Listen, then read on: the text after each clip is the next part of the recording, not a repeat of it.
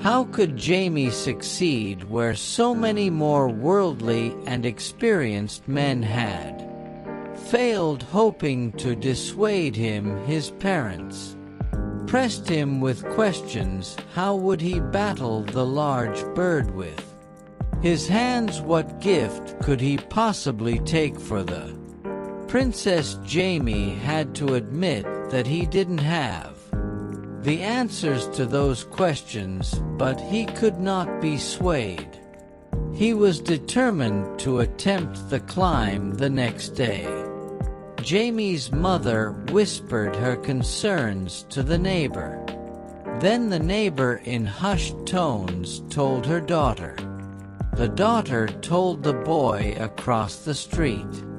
The news traveled throughout the village like lightning.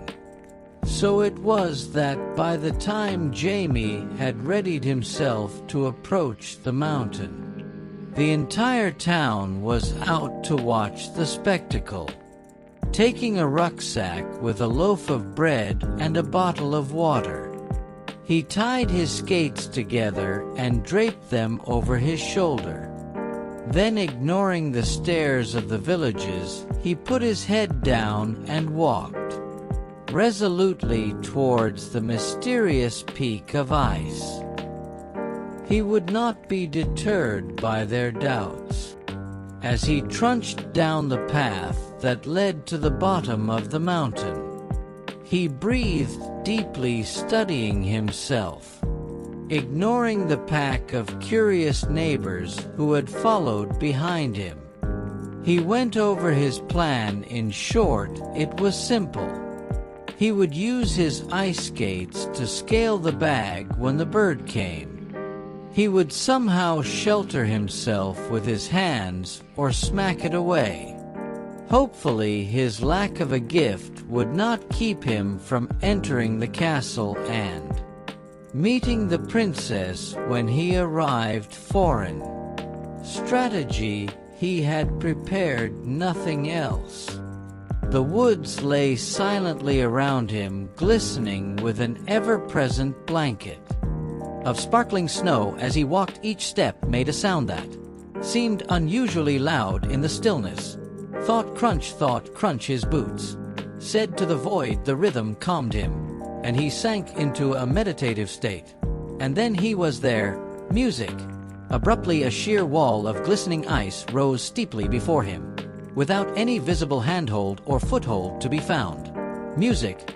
Jamie was aware the villagers were watching from the forest. Music. He dropped his skates from his shoulders and removed his rucksack, then sitting on a large rock, he removed his boots, donning the skates in their place. He put his boots in his rucksack, for he imagined he'd need them when he reached the top. Music. Then he turned and faced his greatest obstacle head-on. Putting the rucksack securely on his back, he took a tentative step, lodging the pick of his skate blade into the ice. Then, stepping up, he placed the other skate blade slightly above it. The hill was steep, but the incline was just enough that he could lean forward, balancing himself on the slippery surface with his hands. Continuing slowly with one foot above the other, he began the climb. Music. Jamie didn't allow himself to think about how much time was passing or how much energy he had left. Music. Pick, step, hoist. Pick, step, hoist. He willed himself into the slow pattern of the looking neither right nor left, and certainly not up or down. Gaggle of villages soon faded into the background of his consciousness. As his climbing continued, he became vaguely aware that he was moving out of the shadow at the bottom of the hill. He was reaching a height at which the chilly rays of the winter sun lit the ice in his path, and what a sight it was! Simultaneously translucent and impenetrable, the mountain seemed to contain infinite mirrors that reflected the light from outside. Unlike an ordinary mountain, this one glittered as if it had been made of faceted crystal. As he rose farther and farther upward, the sunshine the mountain was reflecting became almost blinding in its power. It refracted again and again inside the icy slope, casting its brilliant rays outward and into his line of vision. Rather than making the air feel warmer, however, the brilliance was accompanied by an Increasing chill fact, Jamie felt that he had never been so. Cold and icy breeze seemed to blow constantly, around his head and shoulders, creating an incessant whistling, droned on in his ears. He didn't know how much time had passed. Jamie's reverie was eventually broken by another sound. Distant bird call floated on top of the wind. First it seemed far away, then it began to feel closer. Turning his face upward, he tried to spot the source of the noise. He knew it must be the infamous bird he had been expecting. At first all he could see was the dazzling sunlight. Then from nowhere a pair of unnaturally large wings blotted out to the sun. This would have been a relief to him, except that he knew the bird was coming straight at him, and then was upon him in a flurry of wintry white feathers. The massive beast was beating its wings about his head. Music. Digging his skates more securely into the mountain, he instinctively protected himself. Ducking under his hands, he tried reaching out to swat the bird, but it already had him at a disadvantage. He knew if he didn't think of something, soon he would lose his balance and slide back down the mountain like every other adventurer before him. Music. Handing his face boldly upward, he spied the feet of the bird hovering above him. Without thinking, he flung both hands upwards and gripped its black legs tightly, one in each hand.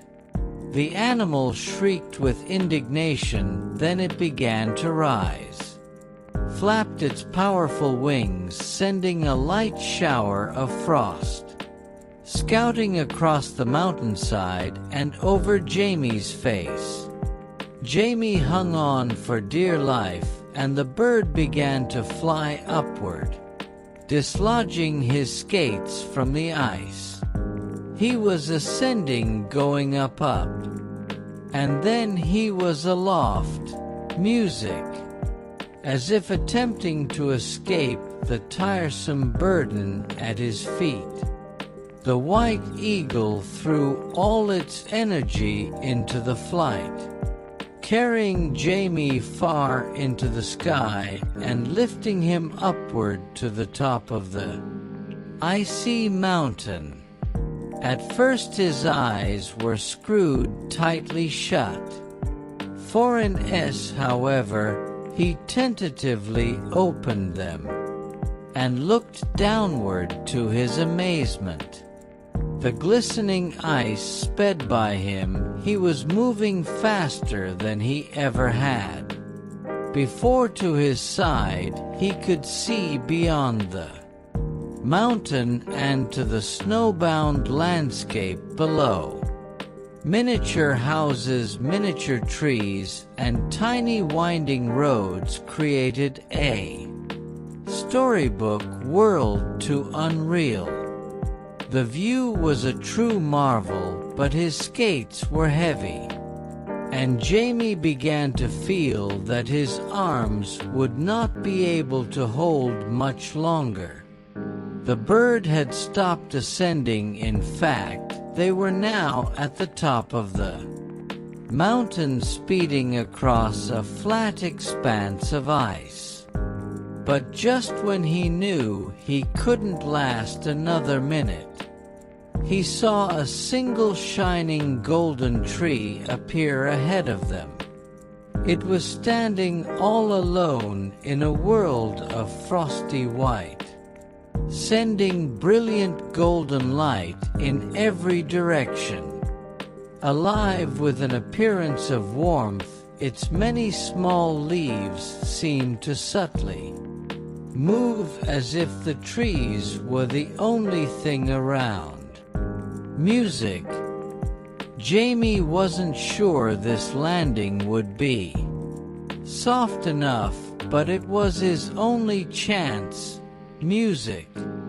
As the bird swooped over the tree, he let go. Music. He landed hard and was surrounded by a musical vibration that sounded like 1,000 chimes. It took a moment for him to recover his wits, but when he did, he cautiously sat up. Music. Looking around him, he realized he was inside the largest bird's nest ever seen. As he took in the golden canopy around and above him, he saw that the center of the nest contained a massive glittering egg. Brilliantly gold in the sun, the egg was big enough to fill his entire rucksack. Examining it further, he saw that it was rooted to the nest by a layer of ice and frost. Music. It seemed to have been there for a long time. Music. Crawling gingerly closer to the egg, Jamie ran his hand over it, pushing it lightly. He saw that it was frozen in place. You would not be able to dislodge it. Without risking a fracture, however, he wanted this egg. It was the one thing he had found that might serve as a gift to the princess. Sitting back on his heels, he thought hard. Then he had an idea. He reached back into his rucksack and pulled his bottle of water from the warm place inside. Uncapping it, he slowly poured the lukewarm water over the egg. As he had hoped, it was just warm enough to melt the frost and ice on the egg. Foreign ly, but surely the icy coating contracted and disappeared, and the golden shell of the egg emerged. As soon as he felt he could move it, Jamie gently rocked his hand against his newfound treasure. With only slight resistance, it detached from its place in the nest. Free. Music. Unfortunately, Jamie had not seen the last of the wintry white eagle. Crying with indignation, it returned to the tree. Swooping down out of nowhere, Jamie could see that it was bent on keeping the egg from leaving the nest. Looking quickly around him, Jamie grabbed the only item he could think to use. As the eagle's feet descended once more towards his head, he pushed the loaf of bread from his rucksack into the bird's clutches.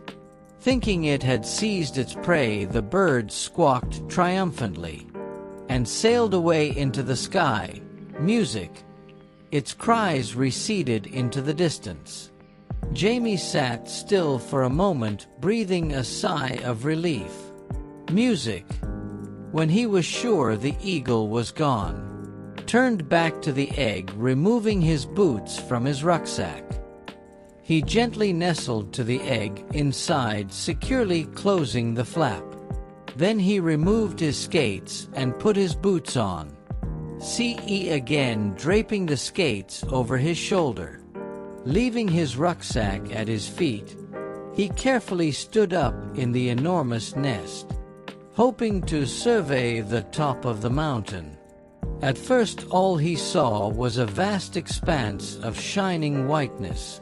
The frosty summit appeared barren, brilliantly reflecting the rays of the sun back from the ground in an unending vista of ice. Shielding his eyes with his hand, however, he thought he saw a bright twinkle